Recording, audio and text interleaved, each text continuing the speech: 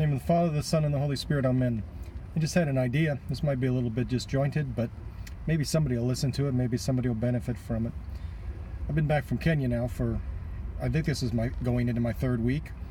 And still a part of me is there. I think a part of me will always be there, especially because I'm still fundraising so much for the dormitory and really overwhelmed that there's so much response. I mean, we're getting stuff in the mail that's sent to our church.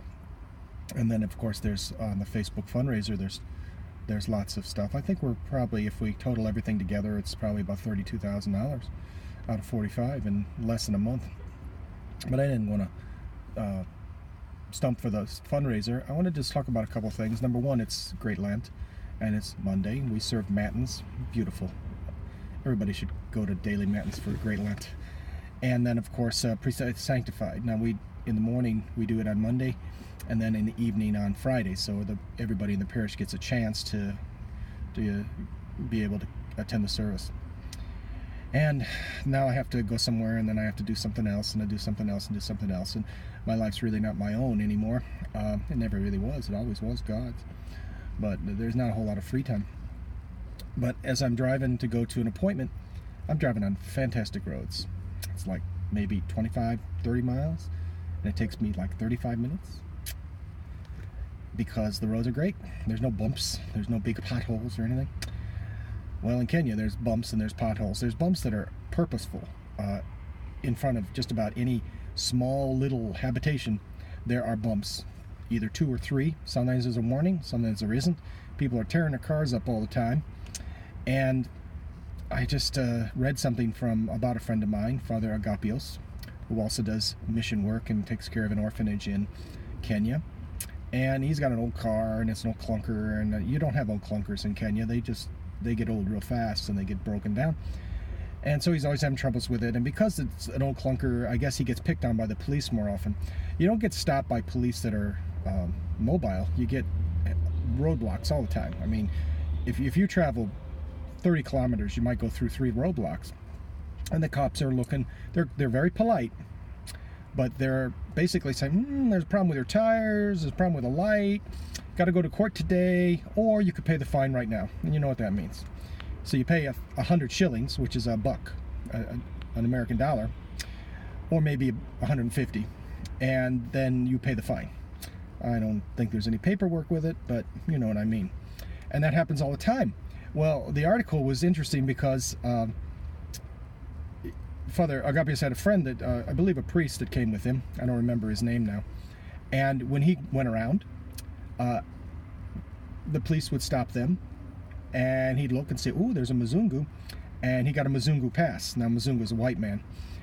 And basically, I think what they were doing was, they were thinking, this Muzungu might know somebody, and I better not do anything.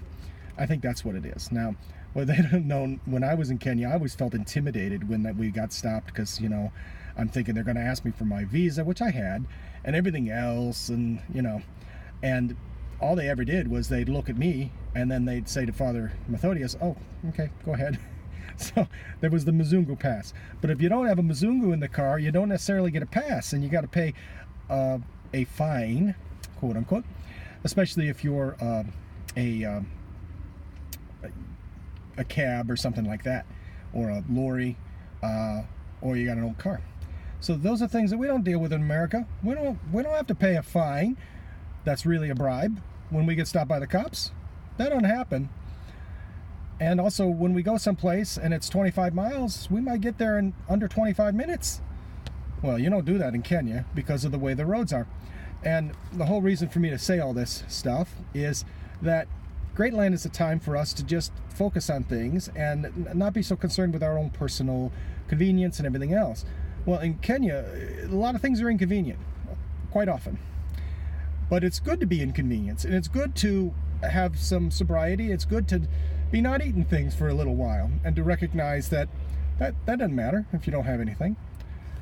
When I was in Kenya, I wanted to drink coffee because I love coffee, and I'm kind of known as a coffee snob.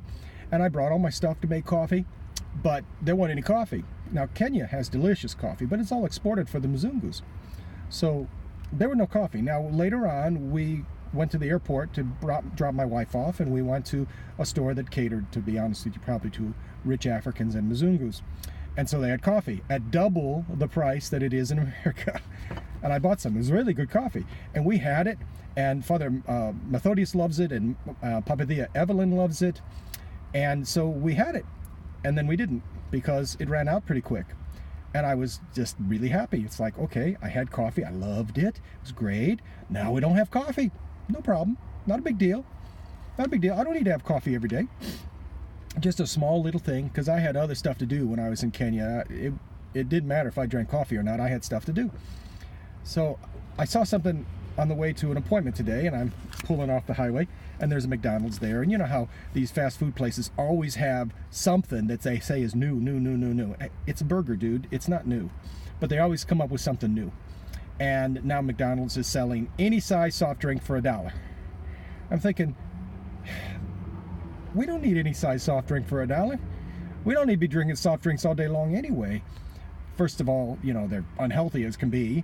And second of all, why do we need to be stuffing our face with soft drinks all the time? For $1, which is the fine in Kenya for not being a Muzungu. We don't need that. We can do without soft drinks. Now, I'm not railing against soft drinks. You want to drink soft drinks, you go ahead. It's not a problem. But the idea that we always have anything we want, anytime we want to get it, is not good for us spiritually. So it's really good. Great Lent, here we are, saying I'm going to do without a few things. Not to earn any brownie points or anything, but just to be a little bit more focused. And that's really good. And then we say more prayers in church, and we have longer services, and we say the prayer of St. Ephrem, and we start to just feel a little bit more alive. At least I do. I hope you feel more alive in Great Lent. If you don't feel more alive, you're doing it wrong. So that's just a little bit about Great Lent, about Muzungus, about coffee, and about soft drinks. May God bless us and help us in all things. Amen.